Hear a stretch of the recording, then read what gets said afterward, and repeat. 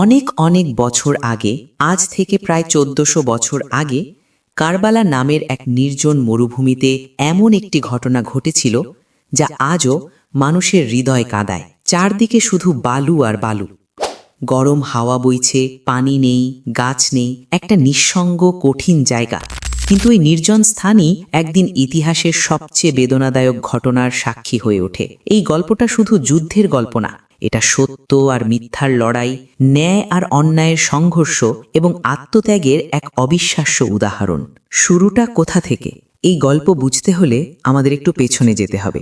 যখন হযরত মুহাম্মদ সাল্লাল্লাহু আলাইহি ওয়াসাল্লাম পৃথিবীতে ছিলেন, তখন মানুষ তার কাছ থেকে শিখেছিল সত্য কথা বলা, অন্যায়ের বিরুদ্ধে দাঁড়ানো, দুর্বলদের সাহায্য করা। তিনি মানুষকে ভালোবাসা, ন্যায় বিচার আর আল্লাহর পথে চলার শিক্ষা দিয়েছিলেন। কিন্তু তার ইন্তেকালের পর ধীরে ধীরে সমাজে আবার কিছু পরিবর্তন আসতে শুরু করল। নেতৃত্বের প্রশ্ন। মহানবী সাল্লাল্লাহু আলাইহি ওয়াসাল্লামের ইন্তেকালের পর মুসলমানদের জন্য একজন নেতা দরকার ছিল, যিনি তাদের সঠিক পথে পরিচালনা করবেন। তখন একে একে খলিফারা দায়িত্ব নেন। অনেকেই ন্যায়ের সাথে দেশ চালানোর চেষ্টা করেন, কিন্তু সময়ের সাথে সাথে রাজনীতি জটিল হয়ে ওঠে। ক্ষমতার জন্য লড়াই শুরু হয়। ইয়াজিদের ক্ষমতায় আসা। একসময় ক্ষমতায় আসে ইয়াজিদ ইবনে মুয়াবিয়া। সে চেয়েছিল তার শাসন যেন সবাই বিনা প্রশ্নে মেনে নেয়। সে ঘোষণা দিল, সবাই আমাকে নেতা হিসেবে স্বীকার করবে বা বায়াত দেবে। অনেকেই ভয়ে বা চাপে পড়ে তাকে মেনে নিল, কিন্তু সবাই না। এই সময়ে ছিলেন এক মহান মানুষ, ইমাম হুসাইন রাদিয়াল্লাহু। তিনি শুধু একজন সাধারণ ব্যক্তি ছিলেন না, তিনি ছিলেন মহানবী সাল্লাল্লাহু আলাইহি ওয়াসাল্লামের প্রিয় নাতি। ছোটবেলা থেকেই তিনি সত্যবাদী, সাহসী এবং ন্যায়পরায়ণ হিসেবে পরিচিত ছিলেন। মানুষ তাকে ভালোবাসত, সম্মান করত। কেন তিনি রাজি হলেন না? যখন ইয়াজিদ চাইল সবাই তাকে মান্য করুক, তখন ইমাম হুসাইন রাদিয়াল্লাহু গভীরভাবে চিন্তা করলেন। তিনি বুঝতে পারলেন, যদি তিনি ইয়াজিদকে মেনে নেন, তাহলে মানুষ ভাববে ইয়াজিদের পথই সঠিক, আর এতে সত্য আর ন্যায়ের ক্ষতি হবে। তিনি বললেন, একজন অন্যায়কারী শাসকের কাছে আমি মাথা নত করতে পারি না। এই কথাটা শুধু একটা কথা ছিল না, এটা ছিল সত্যের পক্ষে দাঁড়ানোর ঘোষণা। চাপ আর হুমকি। ইয়াজিদ এটা মেনে নিতে পারল না। সে তার লোকদের দিয়ে বারবার বার্তা পাঠাতে লাগল, হুসাইনকে বলো সে যেন বায়াত দেয়, না হলে তাকে ছেড়ে দেয়া হবে না। চারদিকে ভয়, চাপ, অনিশ্চয়তা। কিন্তু ইমাম হুসাইন রাদিয়াল্লাহু শান্ত ছিলেন। তিনি জানতেন সত্যের পথ কখনো সহজ হয় না। কুফা থেকে চিঠি। এই সময় কুফা শহর থেকে অদ্ভুত কিছু ঘটনা শুরু হলো। একদিন, দুদিন, 3 দিন, ক্রমে অনেক চিঠি আসতে লাগল। চিঠিগুলোতে লেখা ছিল, হে হুসাইন, আপনি আমাদের নেতা হন, আমরা আপনার পাশে আছি। হাজার হাজার মানুষ তাকে আমন্ত্রণ জানালো। তারা বলল, আমরা অন্যায় শাসন চাই না, আপনি এলে আমরা সত্যের পথে থাকব। কঠিন সিদ্ধান্ত। এই চিঠিগুলো পড়ে ইমাম হুসাইন রাদিয়াল্লাহু চিন্তায় পড়ে গেলেন। তিনি ভাবলেন, যদি মানুষ সত্যিই ন্যায় চায়, তাহলে কি আমি তাদের ডাকে সাড়া দেব না? কিন্তু তিনি খুব সতর্ক ছিলেন, কারণ তিনি জানতেন শুধু কথা আর বাস্তবতা এক নাও হতে পারে। প্রথম পদক্ষেপ। তাই তিনি সরাসরি কুফায় না গিয়ে আগে একজন বিশ্বস্ত মানুষকে পাঠানোর সিদ্ধান্ত নিলেন। তিনি বললেন, তুমি আগে যাও, দেখে আসো পরিস্থিতি কেমন, মানুষ সত্যিই আমাদের সাথে আছে কিনা তা যাচাই করো। এই সিদ্ধান্ত ছিল খুব গুরুত্বপূর্ণ, কারণ এখান থেকেই শুরু হয় সেই যাত্রা যা ইতিহাস বদলে দেবে। পর্ব 1-এর শেষ অনুভূতি। একদিকে অন্যায় শাসকের চাপ, অন্যদিকে মানুষের ডাকা। ইমাম হুসাইন রাদিয়াল্লাহু দাঁড়িয়ে আছেন সত্যের পথে, এক কঠিন সিদ্ধান্তের সামনে।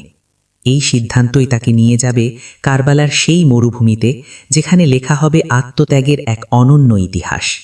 আগের পর্বে আমরা দেখেছি ইমাম হুসাইন রাদিয়াল্লাহু কুফা শহরের মানুষের ডাকে সাড়া দেওয়ার আগে খুব সতর্কভাবে একজন বিশ্বস্ত দূত পাঠানোর সিদ্ধান্ত নেন।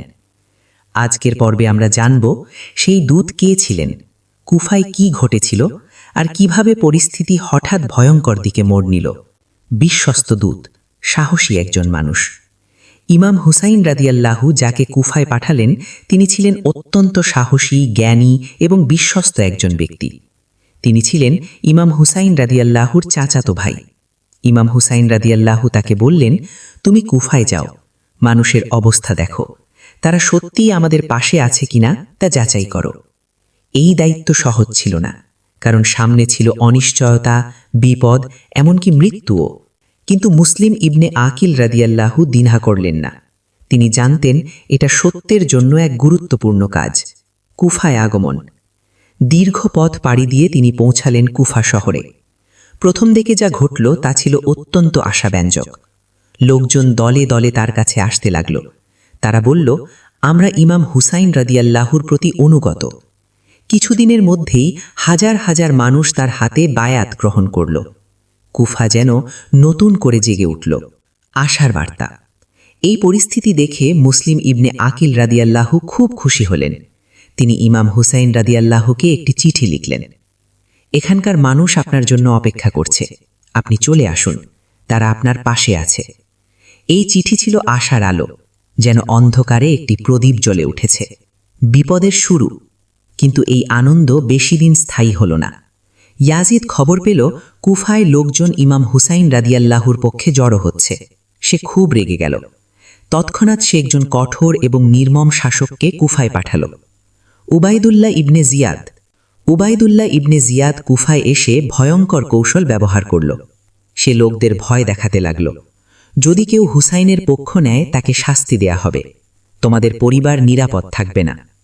শহরের পরিবেশ ধীরে ধীরে বদলে গেল। যে মানুষগুলো একসময় সাহস করে বায়াত দিয়েছিল তারা ভয়ে কাঁপতে লাগল। একে একে সরে যাওয়া, প্রথমে কয়েকজন, তারপর আরও, তারপর প্রায় সবাই। মানুষ মুসলিম ইবনে আকিল রাদিয়াল্লাহুকে একা ফেলে চলে যেতে লাগল। যে শহরে হাজার হাজার মানুষ তার পাশে দাঁড়িয়েছিল, সেই শহরই একসময় তাকে একেবারে নিঃসঙ্গ করে দিল। একা এক পথিক। এক রাতে তিনি বুঝতে পারলেন তিনি এখন সম্পূর্ণ একা। কোনো বন্ধু নেই, কোনো সহায় নেই। তিনি কুফার রাস্তায় রাস্তায় ঘুরতে লাগলেন। কোথায় যাবেন, কি করবেন, কিছুই বুঝতে পারছিলেন না। শেষে তিনি এক মহিলার বাড়িতে আশ্রয় নিলেন। সেই মহিলার নাম ছিল তওয়া, ইতিহাসে পরিচিত। তিনি মানবিকতার খাতিরে মুসলিম ইবনে আকিল রাদিয়াল্লাহুকে আশ্রয় দিলেন। বিশ্বাসঘাতকতা। কিন্তু বিপদ এখানেই শেষ হয়নি। সেই মহিলার ছেলে বিষয়টি জানতে পেরে লোভে পড়ে গেল। সে গিয়ে খবর দিল উবাইদুল্লাহ ইবনে জিয়াদকে, মুসলিম ইবনে আকিল এখানে লুকিয়ে আছে। এটা ছিল এক ভয়ঙ্কর বিশ্বাসঘাতকতা। শেষ লড়াই। সৈন্যরা এসে বাড়িটি ঘিরে ফেলল। মুসলিম ইবনে আকিল রাদিয়াল্লাহু বুঝলেন এটাই হয়তো তার জীবনের শেষ মুহূর্ত। কিন্তু তিনি ভয় পাননি। তিনি সাহসের সাথে লড়াই করলেন। একাই অনেক সৈন্যের মোকাবিলা করলেন। তার সাহস দেখে শত্রুরাও অবাক হয়ে গেল। কিন্তু শেষ পর্যন্ত তিনি ক্লান্ত হয়ে পড়লেন এবং তাকে বন্দী করা হলো। শেষ মুহূর্ত। তাকে উবাইদুল্লাহ ইবনে জিয়াদের সামনে নিয়ে যাওয়া হলো। সেখানে তাকে নির্মমভাবে শহীদ করা হয়। তার মৃত্যুর আগে তিনি খুব চিন্তিত ছিলেন। ইমাম হুসাইন রাদিয়াল্লাহু যেন এই বিশ্বাসঘাতকতার খবর জানেন, কিন্তু ততক্ষণ পর্যন্ত হয়তো সেই খবর পৌঁছায়নি। পর্ব 2 এর শেষ অনুভূতি। কুফার মানুষ যারা একসময় হাজার হাজার চিঠি লিখেছিল, তারা ভয়ের কাছে হার মেনে নিল। একজন বিশ্বস্ত দূত একা হয়ে গেলেন এবং শেষ পর্যন্ত নিজের জীবন উৎসর্গ করলেন। এটা ছিল আসন্ন বিপদের প্রথম বড় ইঙ্গিত। পরের পর্বে ইমাম হুসাইন রাদিয়াল্লাহু কি এই খবর জানতে পেরেছিলেন? তিনি কি কুফার পথে যাত্রা শুরু করেছিলেন? আপনি যদি এমন আরও ইসলামী গল্প শুনতে চান, তাহলে HRE মিডিয়া চ্যানেলটি সাবস্ক্রাইব করুন। ভিডিওটি ভালো লাগলে লাইক শেয়ার করতে ভুলবেন না। আসসালামু আলাইকুম।